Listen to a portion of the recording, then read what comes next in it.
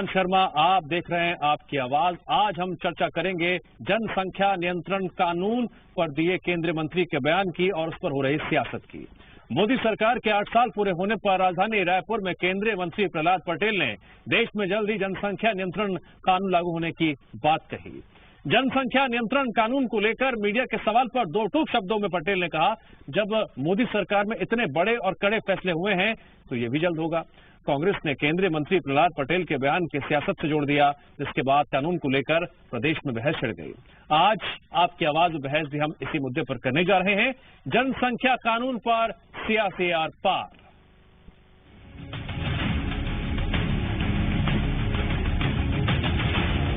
एक बार फिर छत्तीसगढ़ में जनसंख्या नियंत्रण कानून पर बहस छिड़ गई है और देश भर में चर्चा शुरू हो गई है। क्या जनसंख्या नियंत्रण कानून लाने की तैयारी में है केंद्र सरकार? दरअसल केंद्रीय मंत्री प्रहलाद पटेल ने कानून को लेकर रायपुर में बड़ा बयान दिया। केंद्रीय मंत्री ने कहा, जनसंख्या नियंत्रण कानून जल्द लाया जाएगा, चिंता न करें। जब कई बड़े और कड़े फैसले लिए गए हैं तो बाकी में लिए जाएंगे।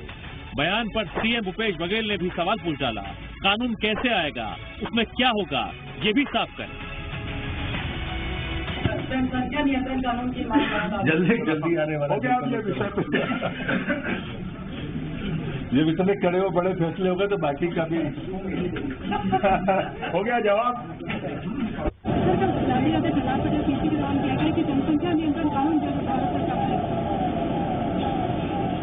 वो उस विभाग के मंत्री ही थे। यदि ऐसा बोले हैं तो फिर वो स्पष्ट करना चाहिए कि उसमें क्या लाना चाहते हैं, क्या है। एक लाइन बोल देने से बात तो बनेगी नहीं। उसकी ठोस कार्य योजना बनानी होगी और क्या योजना है उसके बारे में खुलासा होना चाहिए। केंद्रीय मंत्री के बयान और सीएम के सवाल के बाद प्रदेश में घमासान छिड़ गया। कांग्रेस ने केंद्रीय मंत्री के बयान को सियासी करार देते हुए कहा, इनके पास ना तो कोई कार्य योजना है, ना ही कोई रिपोर्ट। बयान के समर्थन में बीजेपी ने कहा, अगर कानून बनता है तो देश के लोग इसका पालन भी करेंगे और स्वागत। के नेता और आरएसएस के अनुवासी संगठन के जो लोग हैं, कई बार उटंग बयानबाजी देते हैं। कई बार कहते हैं कि हिंदुओं को एक नहीं 6 बच्चे पैदा करना चाहिए, कोई बोलता है 4 बच्चे पैदा करना चाहिए। तो भारतीय जनता पार्टी के नेता आरएसएस के लोग बैठ के तय कर ले उनको किस विषय में बयानबाजी करनी है। मुझे ऐसा लगता है कि ऐसी बयानबाजी है और इसमें सरकार के पास कोई विस्तृत इसकी ना तो रिपोर्ट है, ना तो इस पर कार्य योजना बनाई गई है। केंद्र सरकार को अगर यह महसूस हो रहा है कि जनसंख्या नियंत्रण कानून लागू होना चाहिए और यह देश हित में है और इसे लागू करने में देर हो गई है, अब देर नहीं करनी चाहिए, तो निश्चित तौर पर संविधान में लिखित तरीके के अनुसार लोकसभा राज्यसभा में इसे विधि सम्मत तरीके से पास कराकर लागू किया जा सकता है। देश हित में जनसंख्या नियंत्रण कानून बनता है तो निश्चित तौर पर देश के वासी उसका पालन भी करेंगे और स्वागत भी करेंगे। अब सवाल ये है, जनसंख्या नियंत्रण कानून का भविष्य क्या है? क्या जल्द ही ये लागू होगा? होगा तो कैसे? क्या इसके प्रावधान होंगे? और क्या सभी दल कानून को लेकर साथ साथ होंगे, या फिर जनसंख्या नियंत्रण का मुद्दा सिर्फ और सिर्फ सवालों और सियासत में ही उलझकर रह जाएगा? सत्य प्रकाश के साथ शिखर देवांगन, रायपुर, जी मीडिया।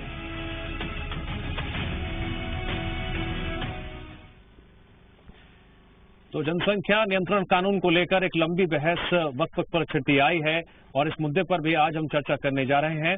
हमारे साथ खास पैनल भी जुड़ेगा। बीजेपी से हमारे साथ राजीव चक्रवर्ती जुड़ रहे हैं। राजीव जी, बहुत बहुत स्वागत है आपका। तो वहीं कांग्रेस से नितिन भंसाली जुड़ रहे हैं। नितिन भंसाली जी, बहुत बहुत स्वागत है आपका। वरिष्ठ पत्रकार हमारे साथ के शर्मा जुड़ गए हैं। के शर्मा जी, आपका भी बहुत बहुत स्वागत है। और सबसे पहला सवाल मेरा नितिन जी आपसे है, केंद्रीय मंत्री प्रहलाद पटेल ने जिस तरह से जनसंख्या नियंत्रण कानून को लेकर एक सकारात्मक बात कही है, उसमें क्यों आपको नकारात्मकता नजर आती है? क्यों उसमें आपको बयानबाजी नजर आती है? और साथ ही साथ कांग्रेस का जनसंख्या नियंत्रण कानून को लेकर क्या पक्ष है? क्या देश में यह लागू होना चाहिए? क्या इस कानून के आप समर्थन में हैं? देखिए, कानून का काम करता है, लेकिन एक केंद्रीय मंत्री द्वारा छत्तीसगढ़ में आकर ये कह देना कि कानून लागू करेंगे, जनसंख्या नियंत्रण का कानून लागू करेंगे, कैसे लागू करेंगे, इसकी लाइन क्या होगी, इसके बारे में किससे चर्चा की गई, कुछ बताने को तैयार नहीं है, बस ये कहते हैं कि लागू करेंगे। मैं एक टेक्निकल बात करूंगा शायद दिव्यांश जी, मुझे ऐसा लगता है कि शायद किसी को पता ना हो तो मैं बता दूं, जुलाई 2019 में बीजेपी सांसद राकेश सिन्हा ने राज्यसभा में जनसंख्या नियंत्रण से संबंधित प्राइवेट बिल पेश किया था जी 2019 में।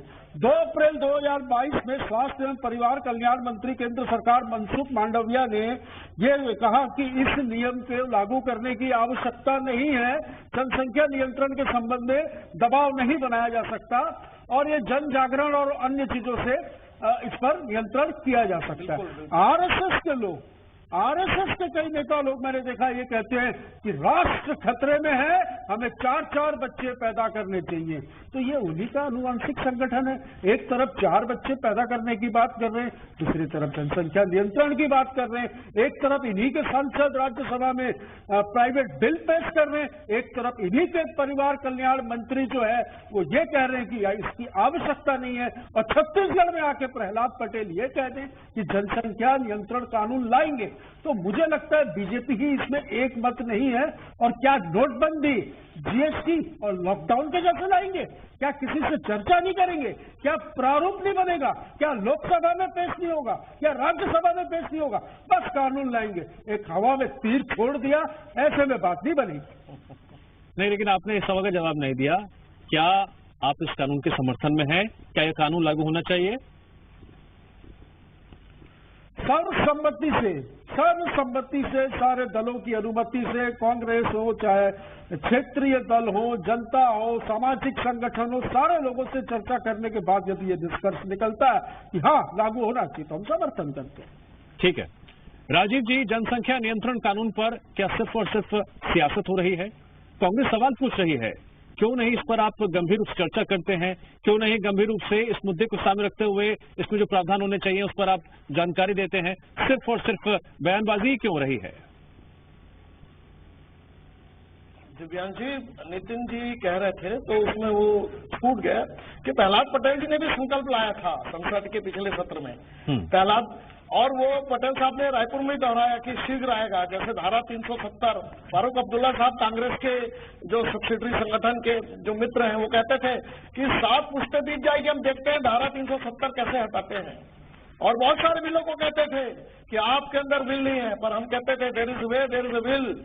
हमने दिखा दिया संकल्प के साथ कि धारा 370 भी हटाया, राम मंदिर को भी बनवाया, आंदोलन किया, और एक जनसंख्या नियंत्रण कानून भी हम ला के रहेंगे और ऐसे लाएंगे जैसे नितिन जी का कहना था कि सर्वसम्मति होनी चाहिए। निश्चित रूप से मैं सहमत हूं कि कोई भी कानून आए उसके अंदर सहमति होनी चाहिए, पर ऐसा कांग्रेस पार्टी इसलिए डरती है। नितिन बाबू तो जवाब नहीं दे रहे, मेरे बहुत अच्छे मित्र हैं, लेकिन उसका कारण यह है कि वो चाहते हैं कि अल्पसंख्यक बंधु नाराज ना हो जाए। तो ऐसा नहीं होगा, सबकी संख्यक की बात नहीं। और ये 1956 में भी कांग्रेस पार्टी ने भी लाया था संसद में सत्र में, पढ़ लीजिएगा नितिन जी।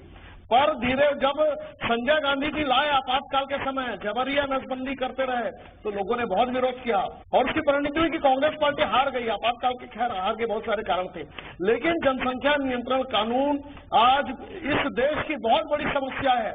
जिस प्रकार से प्रकृति धीरे धीरे उजड़ रही है, जिस आरएसएस के लोग क्यों बोलते हैं 4 बच्चे पैदा करो, एक लंबी लाइन पैदा हो रही है। क्यों बोलते हैं 4 बच्चे पैदा करो? इस पर तो बोलो ना भाई, आरएसएस वाले झूठ बोलते हैं। मनसुख मांडविया जो आपके केंद्रीय स्वास्थ्य एवं परिवार कल्याण मंत्री हैं वो झूठ बोलते हैं। अरे नितिन जी, शालीनता बनाए, शालीनता की बात नहीं है, ये बहुत संकट विषय है। हम बहुत आप दोनों दूसरे को टोक भी रहे हैं और शालीनता की बात भी कर रहे हैं। कहाँ से आ गए? नहीं, ये बात समझ से परे है। बहरहाल ठीक है, के शर्मा जी, अगर रोकना होगा, ठीक है, आर्थिक विकास को अगर हमको आगे बढ़ाना होगा, जनसंख्या नियंत्रण कानून, ठीक है। आप दोनों ने अपना पक्ष रखा। अब वरिष्ठ पत्रकार के शर्मा से बात करेंगे, उनसे सवाल करेंगे। ठीक है, ओके, रिकॉर्ड करिएगा ये कानून। ठीक है। के शर्मा जी, जनसंख्या पर नियंत्रण कैसे लगेगा, कानून से या फिर सियासत से? अभी तक की जो बात हुई है ये देश की एक बड़ी समस्या रही है। निश्चित रूप से बहुत सारी जो समस्या है, महंगाई, बेरोजगारी, इस सब का हल दिखता है इसमें। लेकिन 1975 में इंदिरा गांधी ने इसके लिए प्रयास किया, उसको आपातकाल की स्थिति आई, भाजपा और संघ परिवार उस समय विरोध में थे। उसके बाद अटल बिहारी वाजपेयी ने एक आयोग गठित किया, एम.एन. वेंकटचरैया के नेतृत्व में, जो आयोग की रिपोर्ट आई वो लागू नहीं हो पाया। उसके बाद अभी मोदी जी ने स्वतंत्रता दिवस के अवसर पर कहा कि ये देशभक्ति से जोड़ दिया। जिनके 2 बच्चे हैं निश्चित रूप से एक देशभक्ति की भावना को दर्शाते हैं, ये भी एक बात आई।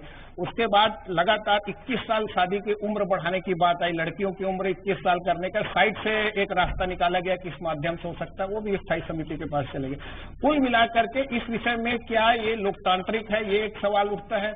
क्या दबाव से हो सकता है, जो 1975 में दबाव से जो कराया गया। उसके बाद ये धर्मनिरपेक्ष है कि नहीं, ये मानवाधिकार का उल्लंघन तो नहीं होता है, इंसानी हुकूक के खिलाफ है क्या ये, इस प्रकार से अनेकों सवाल आते हैं। क्या ये किसी धर्म को प्रचारित करने का, जनसंख्या वृद्धि उनका कोई नीति है, इस पर भी बात है कि सभी धर्म नेता इसके लिए सहमत हैं कि नहीं।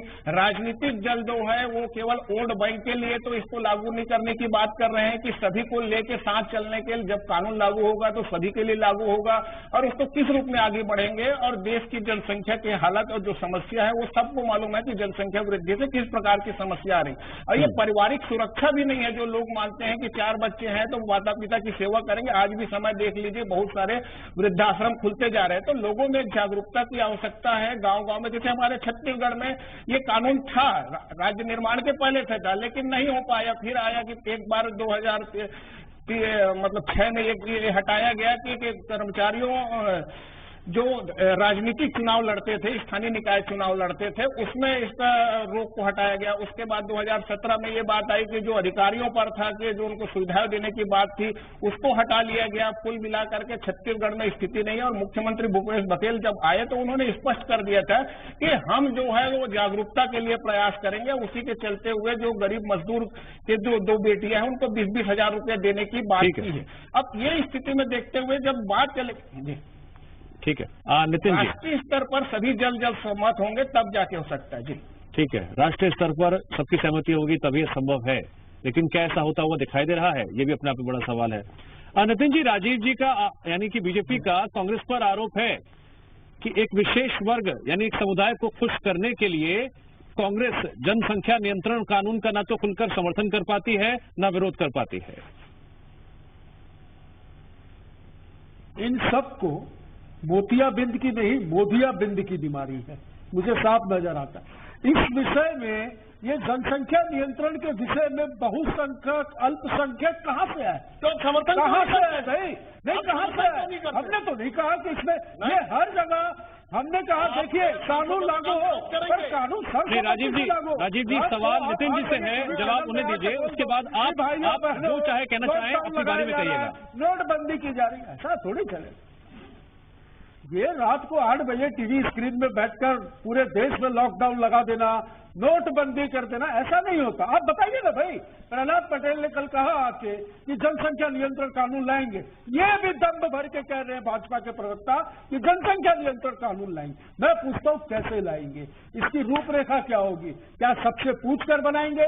क्या सारे लोगों को विश्वास में लेकर बनाएंगे? क्योंकि ये बहुत सेंसिटिव मामला है। इस पर जिस तरीके से ये राजनीति करने की बात कर रहे हैं कि अल्पसंख्यक और बहुसंख्यक, इससे साफ नजर आता है कि बीजेपी किस एजेंडे पर साथ देना चाहिए या करना चाहती है।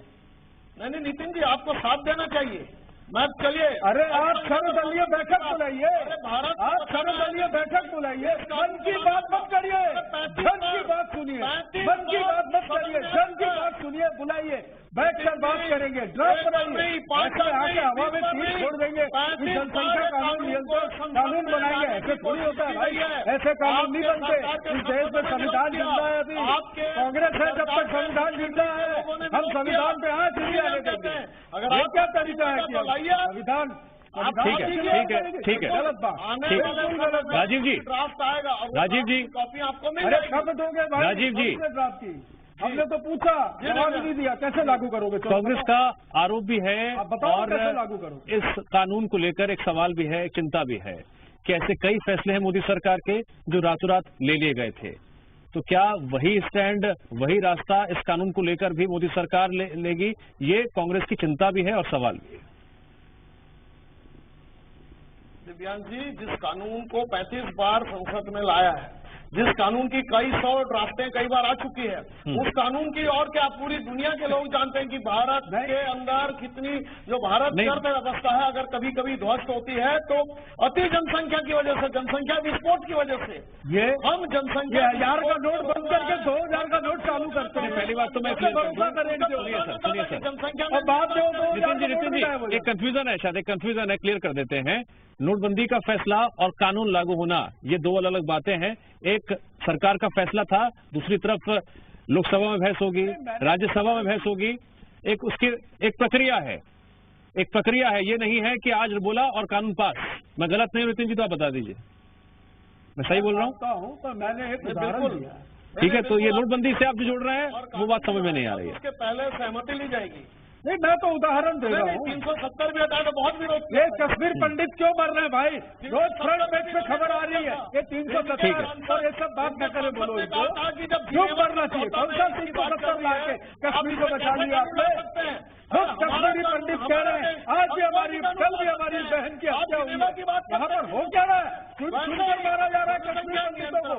ये सुरक्षा दे रहे हैं 370 लागू करके। ही हमारी आर्थिक समस्या है, हमारी सामाजिक समस्या है। तो ये अगर आर्थिक और सामाजिक समस्या है तो इस समस्या का हल यही कि कानून आए और हम कैसे लाओगे कि बच्चे चलो बताओ। और नहीं, कानून किस प्रकार का होगा? कानून में क्या प्रावधान होंगे? कानून की गाइडलाइन क्या होगी? अरे कुछ बताओ।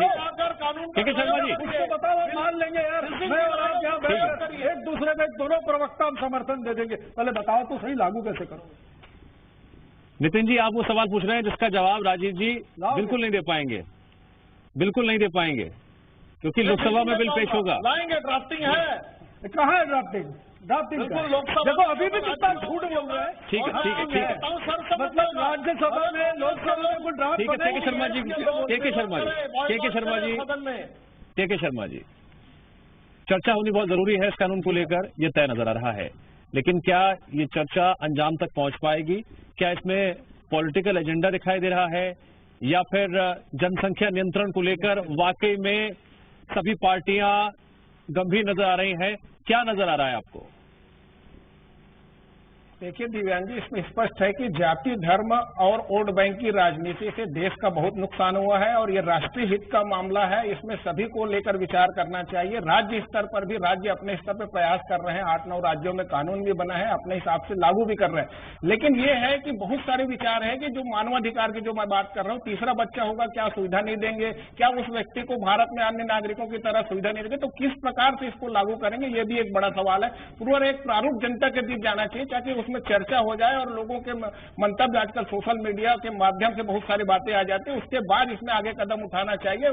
और सरकार जो निश्चित रूप से इसमें जो मोदी जी के बड़े बड़े फैसले जिस तरह से आ रहे हैं, तो लोगों की एक अपेक्षा है कि इस विषय में भी कोई ठोस निर्णय सामने आएगा और देश को एक मार्गदर्शन मिलेगा। ये दिखता है क्योंकि संसाधन आपके पास सीमित है, उन संसाधनों का आप एक सीमा तक उपयोग कर सकते हैं। जनसंख्या वृद्धि से विस्फोट की स्थिति में आप चीन से आगे बढ़ते जा रहे हैं, तो ऐसी स्थिति में आप राष्ट्रीय सोच डेवलप करेंगे कि कैसे इसका उपयोग कर सकता है। और जो ठीक है, जनसंख्या नियंत्रण, जनसंख्या देश के लिए एक ऐसी समस्या है जिसका समाधान निकाला जाना चाहिए, या फिर एक सियासत का मुद्दा है जिसको लेकर वार पलटवार का दौर पहले भी देखने को मिलता रहा था, आगे भी देखने को मिलेगा। ये भी देखना बेहद दिलचस्प होगा। फिलहाल आप तीनों मेहमानों का बहुत बहुत शुक्रिया चर्चा में जुड़ने के लिए। और यहाँ वक्त है ब्रेक का। ब्रेक के उस पार जी मध्य प्रदेश छत्तीसगढ़ पर खबरों का सिलसिला लगातार जारी रहेगा।